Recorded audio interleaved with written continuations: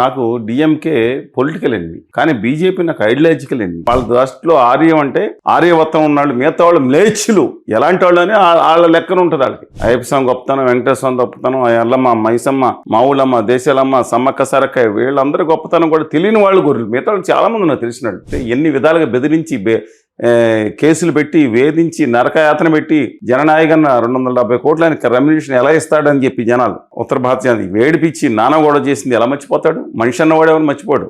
సిగ్గు లజ్జ లేనిలా అబ్బో మా ఉత్తర ఆర్య సనాతనవాదాన్ని ఇంకా భజన కొట్టుకున్నారు కొంతమంది.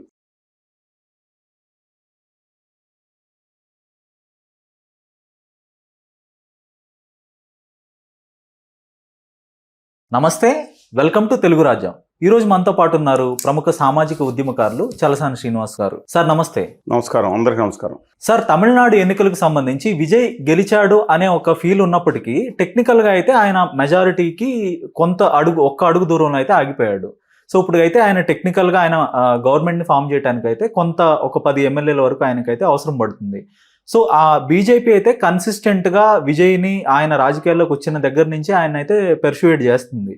అంటే మనం అంతా ఒక కూటమిగా ఫామ్ అవుదాం అన్నట్టుగా, కలిసి ఎన్నికలు వెళ్దాము అన్నట్టుగానే వాళ్ళు ఆయన్ని అయితే పెర్సుయేట్ చేశారు. కానీ విజయ్ మాత్రం ముందు నుంచి ఒక క్లారిటీతో ఉన్నాడు. బీజేపీతో నేను వెళ్ళనని స్పష్టంగా బహిరంగంగా చెప్పాడు. ఇప్పుడు తాజాగా ఆయన గవర్నమెంట్ ఫామ్ చేయడానికి అవసరమైన ఎమ్మెల్యేల సంఖ్యను ఆయన కాంగ్రెస్ నుంచి తీసుకోబోతున్నాడని నిన్న కాంగ్రెస్కి ఏఐసిసి జనరల్ సెక్రటరీ కేసీ వేణుగోపాల్ గారు అయితే చెప్పారు. సో విజయ్ ఎందుకు ఇంత స్పష్టంగా ఉన్నాడు బీజేపీ వైపు వెళ్లకుండా ఉండడానికి? అలాగే కాంగ్రెస్ మద్దతే ఎందుకు ఆయన ఆశిస్తున్నాడు? ఇప్పుడు ఆయనకైనా ఫోన్ చేయలేదండి. రాహుల్ గాంధీ దగ్గర ఫోన్ చేసి కాంగ్రెస్టేషన్ చేశారు. చెప్తున్నాను, అవసరమైతే ఇస్తాను బ్రదర్ అని కూడా చెప్పినట్టున్నారు. కానీ విజయ్ గారు తండ్రి గారు చంద్రశేఖర్ గారు ముందు మాట్లాడిన తర్వాత ముందే రాహుల్ గాంధీ గారు ఫోన్ చేయడం జరిగింది, కాంగ్రాచులేషన్ చేయడం జరిగింది అనేది వార్త అండి. సరే, ఏదేమైనా సరే బేసికలీ వెరీ క్లియర్లీ అండ్ కేటగరికలీ చెప్పింది ఏంటంటే ఆయన నాకు డిఎంకే పొలిటికల్ ఎనిమి, ఈ దుర్మార్గాన్ని పాలన నేను తొలగిస్తాను, పొలిటికల్ ఎనిమి అది. కానీ బీజేపీ నాకు ఐడియాలజికల్ ఎనిమి. భావదారిద్ర్యం ఉండకూడదు, వస్తు కనుక వాహన దారిద్ర్యం ఉండకూడదు, భావదారిద్ర్యం ఉండకూడదు. ఉత్తర భారతీయ మనువాద ఆర్య సనాతని పార్టీ పేరు మీద వస్తున్నారు వాళ్ళు. ఈ సనాతని ఎలాంటి సనాతని అంటే ఉత్తరార్య మనువాద సనాతని అంట. మామూలు సనాతనం అంటే వేరే సంగతి, దక్షిణాదిలో ఉన్న మన దేవుళ్ళు మంచి భావన వేరు, వీళ్ళ వేరు. అంటే ఉత్తర ఆర్య వాళ్ళ దృష్టిలో ఆర్యం అంటే ఆర్యవత్తం ఉన్నాళ్ళు, మిగతా వాళ్ళు మ్లేచ్చులు ఎలాంటి వాళ్ళు అని వాళ్ళ లెక్కన ఉంటుంది వాళ్ళకి. ఈ తెలియని గొర్రెలు, ఈ గొర్రెలు కొన్ని వెళ్ళిపోయా భజన చేసుకుంటున్నాయి. తెలియదు, వీళ్ళు చదువుకోలేదు ఎక్కువ మంది. దునపోతిందంటే దూడను కట్టేమన్నట్టు. మన గొప్పతనం, మన దేవుళ్ళు గొప్పతనం, అయ్యప్ప స్వామి గొప్పతనం, వెంకటేశ్వర స్వామి గొప్పతనం, ఎల్లమ్మ, మైసమ్మ, మావులమ్మ, దేశాలమ్మ, సమ్మక్క సారక్క, వీళ్ళందరూ గొప్పతనం కూడా తెలియని వాళ్ళు గొర్రెలు. మిగతా వాళ్ళు చాలామంది నాకు తెలిసినాడు. ఈ దేవుడు వీళ్ళు కాదు, వేరే చోటుకి వెళ్ళి అక్కడ పుట్టినవాడే దేవుడు అని చెప్పే గొర్రెలు ఉన్నాయి. వీళ్ళని మార్చుకోలేము. సరే, పక్కన పెట్టండి. అందుకని విజయ్ గారు బేసికల్లీ ఏథిస్ట్ కాదు, హేతువాది కాదు, నాస్తికుడు కాదు, డెఫినెట్గా ఉంది. ఇప్పుడు వీళ్ళైతే హేతువాదులు, అన్ని మతాలు సమానం అంటారు. కరుణానిధి గారి కుటుంబం కానీ మిగతా వాళ్ళు అన్నాడీఎంకే ఒరిజినల్గా వచ్చిన అన్న భావంతో ఉన్నవాళ్ళు. But these people are not like that.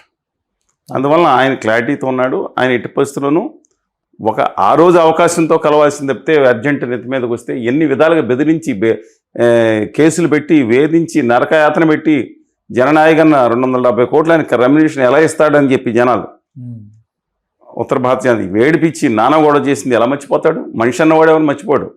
మనిషి అన్నవాడు మర్చిపోడండి, ఆయన మర్చిపోడు.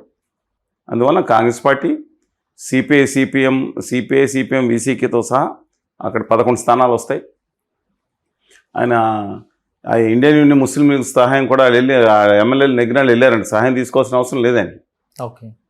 ఏదో ఎక్స్ట్రీమ్ యూఎంఎల్ కానీ బీజేపీ కానీ ఇవన్నీ ఒకే, కేరళ కాంగ్రెస్ కానీ ఇన్ని మజ్లిస్ కానీ ఇవన్నీ ఒకే బ్యాచ్ సంబంధించిన పార్టీలు అని అది. అందువల్ల అంటే ఒకే అంటే మత, అందువల్ల ఐ డోంట్ థింక్ సో అండి.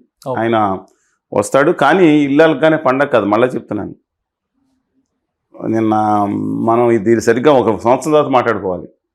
ఆయన 108 మందిని కలిసికట్టుగా ఉంచుతారా లేదా, దాంతోపాటు 200 యూనిట్లు కరెంట్ ఫ్రీ ఇవ్వాలి, నిరుద్యోగ భృతి ఇవ్వాలి, 6 సిలిండర్ల వల్ల 6 సిలిండర్లు పెద్ద విషయం కాదండి.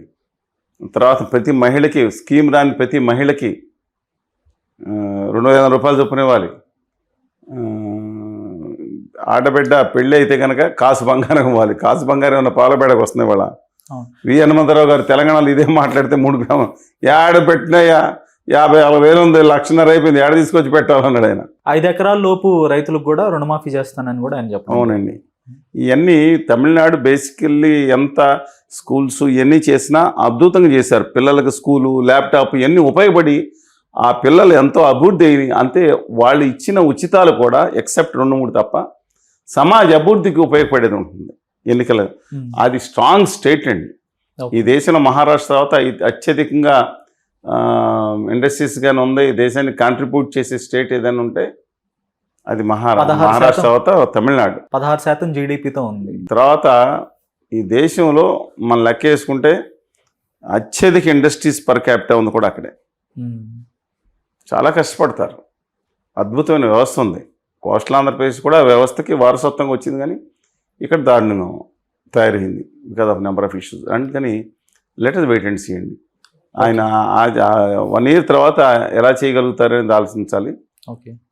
బేసికల్ ఆయన నటుడు, మోకాళ్ళ మీద ఎక్సెప్ట్ మతాన్ని వాడుకోలేదు, కులాన్ని వాడుకోలేదు, కేవలం చర్చిలో మోకాళ్ళతో నడిచిన వీడియోలు రిలీజ్ చేయటం, ఇంకో గుడికి వెళ్ళిన కూడా అలా చేయటం జరిగింది. కానీ basically is a strong Jesus విశ్వాసుడు ఆయన. అది తప్పని పెట్టాలి. అయితే ఆయన కులం మీద కూడా కొంతమంది ట్రోల్ చేస్తున్నారు. ఆయన వెల్లల్లారి కులం అనేది అనేక చోట్ల సినానిమస్ కమ్యూనిటీ కాదు, ఒక భూస్వామ్య కమ్యూనిటీని వెల్లల్లారు అంటారు. అంటే ఇప్పుడు గౌండర్ వెల్లల్లారు అంటే ఇప్పుడు ఎడప్పాడి పళనిస్వామి గారు కూడా గౌండర్ వెల్లల్లారులో గౌండర్ కమ్యూనిటీ, వీళ్ళకి మ్యారేజ్లు ఉండవు. అది పశ్చిమ ప్రాంతంలో. కొంగు వెల్లల్లారు ఉన్నారు. అలాగే 5-6 అంటే వెల్లల్లారు అనేది ఒక భూస్వామి కుటుంబం. అది ఆయన ఏదో దళితుడని 100% కరెక్ట్ అని ఈ విధంగా కొంతమంది చేస్తూ ఉన్నారు. అది వాళ్ళ ఇష్టం. నాకు తెలిసిన సమాచారం ప్రకారం అది అయితే తప్పే ఉందండి, దాంట్లో కాదు. కానీ బట్ లెటర్స్ వెయిట్ అండ్ చేయండి what is going to happen. కానీ వాళ్ళ 2 మెచ్చుకోవాలి. స్టాలిన్ గారు ఓడిపోయిన తర్వాత ఆయన కాన్స్టిట్యున్సీకి వాళ్ళు వెళ్ళి తనకు ఓట్లు వేసిన వాళ్ళందరికీ బాబు గారు విజయం సాధించారు, సంతోషం, నాకు ఓట్లు వేసిన వాళ్ళకి నేను ధన్యవాదాలు చెప్తున్నాను అక్కడంతా తిరగడానికి వెళ్ళారు.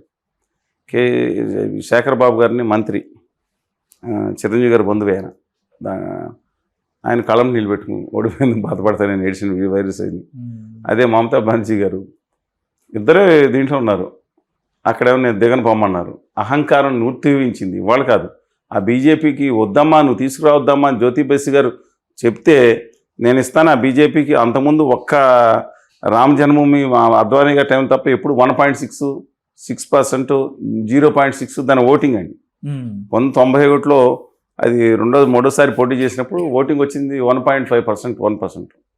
ఇండిపెండెంట్ కంటే తక్కువ, 100 కంటే తక్కువ, 100 పెట్టలేదు అనుకున్నప్పుడు. కానీ ఒక్కసారి తప్పుతాం, సారీ 91 కాదు 89లో, అలాగే 94లో కూడా 6%. తర్వాత తీసుకొచ్చి 11, 12, 13 సీట్లు ఇచ్చి పోటీ చేయించింది ఆవిడ ఎన్డీఏలో భాగస్వామి కింద. అప్పుడు గొప్ప ఆయన ఉన్నాడు వాజ్పేయి గారు, వేరే సంగతి. ఆ బీజేపీని దీంట్లో ఇంట్రడ్యూస్ చేద్దామని చెప్తే చేసుకొచ్చేసారు. ఆవిడ వేసేసింది కంప్లీట్గా, కమ్యూనిస్టులు వేసేసింది. నక్సలైట్లను వాడుకోవటం, వీళ్ళని చేయటం, మళ్ళీ వీళ్ళతో వాళ్ళు చేయటం, ఆవిడ దిగనంటాం. ఈ 2 కూడా ఇండియాలో జరుగుతున్నాయి. ఇప్పుడు నిన్న వివేకానంద స్వామి చిత్రం సహా విధ్వంసం కూడా మొదలుపెట్టారు ఉత్తర భారతీయ జనతా పార్టీ వాళ్ళు.